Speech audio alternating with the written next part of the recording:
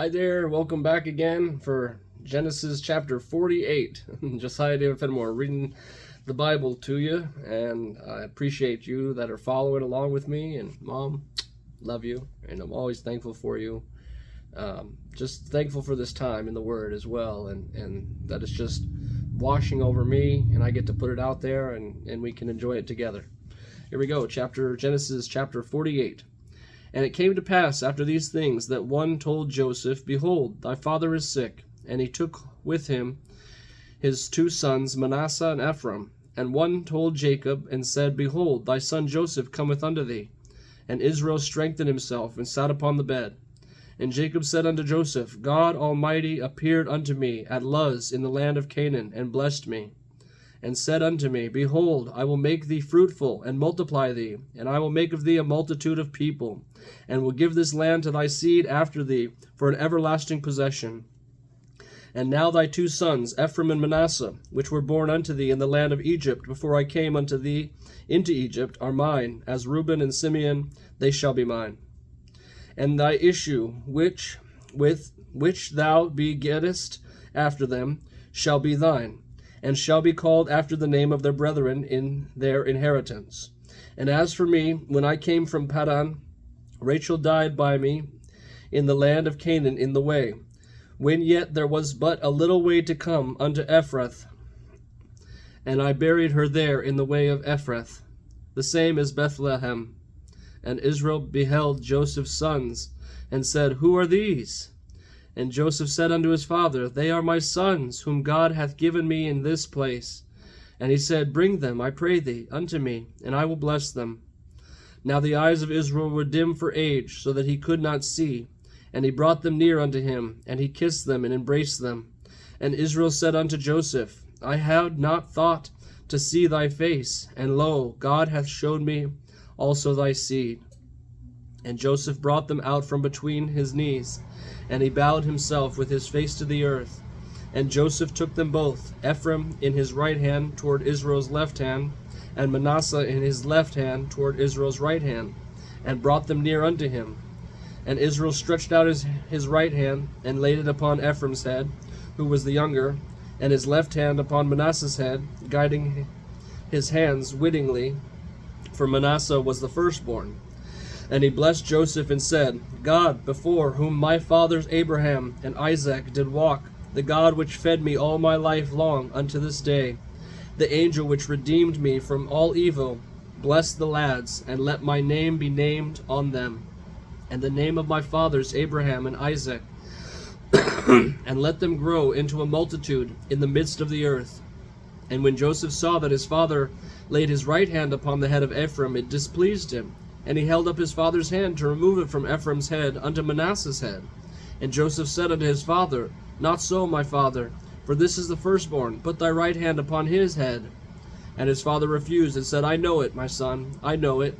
He also shall become a people, and he also shall be great. But truly his younger brother shall be greater than he, and his seed shall become a multitude of nations. And he blessed them that day, saying, In thee shall Israel bless, saying, God make thee as Ephraim and as Manasseh. And he set Ephraim before Manasseh. And Israel said unto Joseph, Behold, I die, but God shall be with you, and bring you again unto the land of your fathers.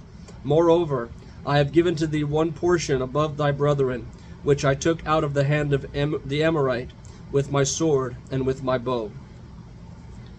It's an interesting chapter. I've thought about that chapter here and there. But it seems as though Jacob, who is Israel, he was the second born, technically, from Esau. And he saw a blessing. He sought to bless Joseph's younger son, second born,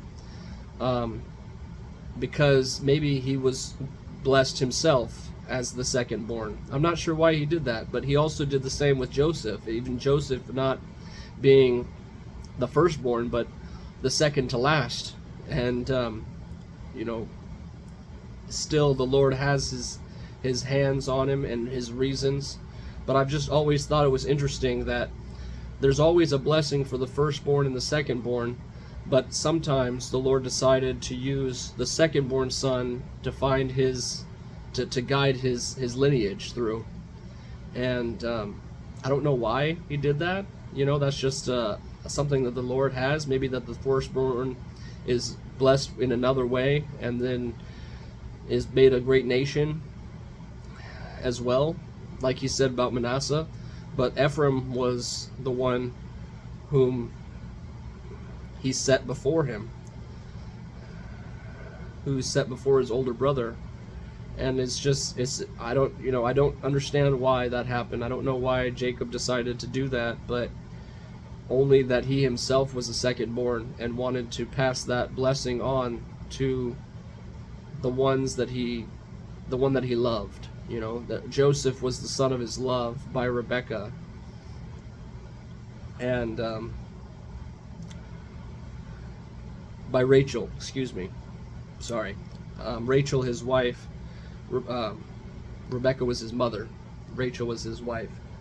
And so I don't know why he decided to bless Joseph in that way, and then also blesses Ephraim in the same way.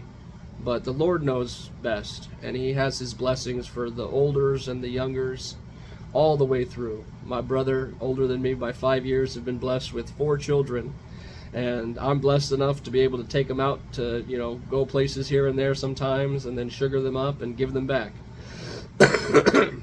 And so the Lord just blesses us in the measure that he knows that we need. And one day I pray that I'm blessed with my own sons, and maybe daughters too, but I know I'll need a lot of help from my wife if that ever happens.